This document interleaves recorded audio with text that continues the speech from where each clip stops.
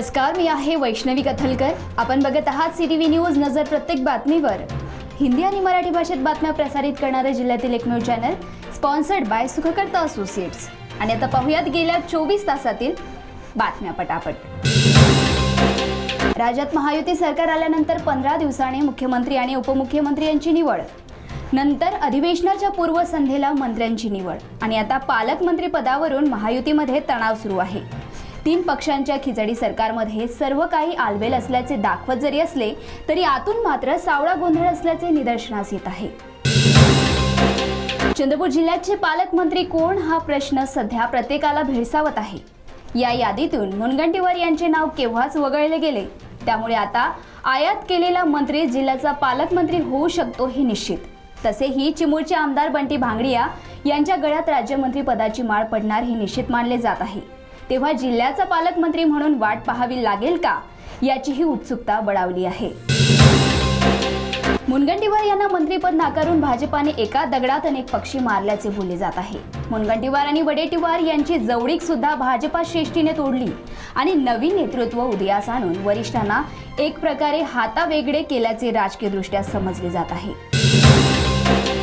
महसूल खाते हाती येताच मंत्री चंद्रशेखर बावनकुळे यांनी रेती तस्करांच्या मुसक्या आवळू अशी भीमगर्जना केली, परंतु यामध्ये भाजपासहित अन्य पक्षांच्या वरिष्ठ नेत्यांचे हात रेतीच्या ढिगाऱ्याखाली असल्यामुळे ते कारवाई करणार की मलाई खाऊन त्या भीमगर्जनेला तिलांजली देणार हे येणाऱ्या दिवसात लवकरच कळेल।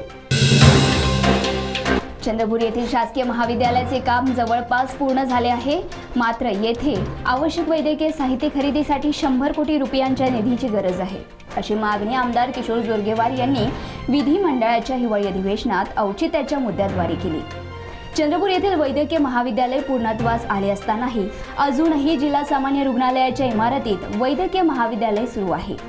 रुग्णांची वाढती संख्या आणि रुग्णालयात खात्यांची संख्या कमी पडत आहे, त्यासोबतच निवासी डॉक्टरांच्या आरोग्याचाही प्रश्न निर्माण होत आहे। अशा परिस्थितीत ही इमारत नवीन शासकीय वैद्यकीय महाविद्यालयात हलवावी अशी मागणी होत आहे।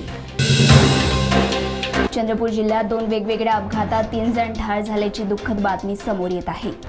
राजुरा येथून गडचांदूर येथे जात असलेल्या मोटरसायकल स्वाराने ट्रॅक्टरला धडक दिली। या दुचाकी चालक आणि मागे बसलेल्या व्यक्तीचा मृत्यू झाला। ही घटना रविवारी सायंकाळी पांढरपवणी गावाशेजारच्या वळणावर घडली। भाऊराव पांडुरंग सातपुते व देवरावजी रामाजी सातपुते अशी मृतांची नावे आहेत। दुसऱ्या घटनेत बोर्डा बेघर वस्तीजवळ रविवारी संध्याकाळी रस्त्याच्या मधोमध उभा ठेवण्यात आलेल्या ट्रॅक्टरला दुचाकीची धडक बसली। या दुचाकी स्वाराचा घटनास्थळीच मृत्यू झाला। मुकुंदा शंकर बुरांडे, वय वर्ष 45, राहणार बोर्डा असे मृताचे नाव आहे। चंद्रपूर जिल्हा मध्यवर्ती सहकारी बँकेतील 97 शिपाई पदासाठी ऑनलाईन परीक्षा रविवारी झाली। तांत्रिक बिघाडामुळे ही परीक्षा रद्द करण्यात आली। आमदार किशोर जोरगेवार यांनी या भरती प्रक्रियेत व परीक्षेत मोठा घोळ सुरू असल्याची तक्रार केली होती। या प्रकरणानंतर रविवारी लिपिक पदासाठी झालेल्या परीक्षेची सखोल चौकशी करण्याची मागणी परीक्षार्थींनी केली आहे।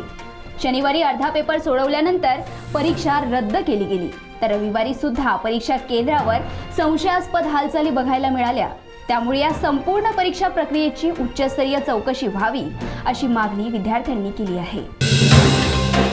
चंद्रपूर जिल्ह्यातील ब्रह्मपुरी आरमोरी राष्ट्रीय महामार्गावर निलस गावाजवळ एका विचित्र अपघातात 9 जण जखमी झाल्याची घटना उघडकीस आली। रस्त्यावर उभा असलेल्या ट्रॅक्टरला मागून येणाऱ्या कंटेनरने धडक दिली। त्यानंतर कंटेनर अनियंत्रित होऊन समोरून येणाऱ्या कारला धडकले। या विचित्र अपघातात 9 जण जखमी झाले असून सर्व जखमींना गडचिरोली येथील जिल्हा सामान्य रुग्णालयात भरती करण्यात आले आहे। शेतात कापूस वेचण्याकरिता गेलेल्या एका शेतकऱ्यावर वाघाने हल्ला करून त्याला ठार केल्याची घटना राजुरा तालुक्यातील विरुर स्टेशन परिसरात घडली। जंगू रामू आत्राम, वय वर्ष 52 असे मृत शेतकऱ्याचे नाव आहे। या घटनेमुळे नागरिकात दहशतीचे वातावरण पसरले आहे। सध्या थंडीचे दिवस सुरू असल्यामुळे अनेक जण आतल्या रूममध्ये झोपायला जातात। याचाच फायदा घेत चामोर्शी शहरात चोरट्यांनी दाराचे कुलूप तोडून सोन्याच्या अंगठीसहित 65,000चा मुद्देमाल लंपास करण्याची घटना उघडकीस आली। नवजीवन नर्सिंग कॉलेजच्या संचालक मृणाल गोवर्धन यांच्या घरी चोरट्यांनी डल्ला मारला। याची तक्रार पोलिसांकडे करण्यात आली असून पोलीस अधिक तपास करीत आहेत। तर या होत्याच्या पटापट बातम्या। लवकरच भेटूया पुन्हा काही नव्या बातम्यांसह। तोपर्यंत अशाच बातम्यांचे अपडेट घेण्यासाठी बघत रहा विदर्भातील अग्रणी CTV न्यूज, नजर प्रत्येक बातमीवर. नमस्कार.